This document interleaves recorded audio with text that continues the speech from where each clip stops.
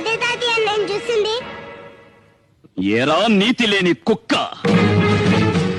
మన కింద పనిచేసే వాళ్ళకి తిండి బట్ట ఇచ్చి అండగా నిలబడి ఆశ్రయం ఇవ్వడం యజమానిగా మన ధర్మం. అలాంటిది నిన్నే నమ్ముకుని నీ పంచన పడున్న వాళ్ళ పడకనే పంచుకున్నావంటే మృగానికి నీకు తేడా లేదు. రాయ్ అయ్యా, గుళ్ళోకెళ్ళి అమ్మవారి పసుపు తాడు పట్రా. అట్టగలయ్యా. ఇదిగో అమ్మాయి, ఇలా రా.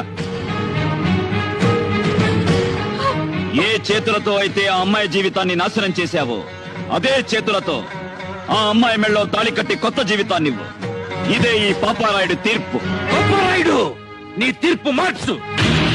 అయినా ఇలాంటి అలగాజనంతో ఆడుకోవటం మాలాంటి జమీందారులకు మామూలే. నేను నీ చెల్లెలి భర్తని, వీడు మాకు పుట్టిన బిడ్డ. కాస్త ముందు వెనక ఆలోచించి తీర్పు ఇవ్వడం నేర్చుకో.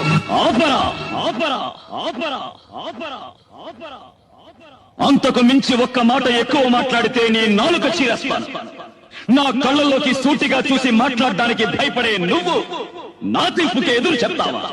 ప్రాణాలకు ఇస్తాను. బంధాలు బంధుత్వాలు కాదురా నాకు కావలసింది. నాకు కావలసింది నీతి, న్యాయం, ధర్మం. పుట్టిన పుట్టుక కాదురా ముఖ్యం.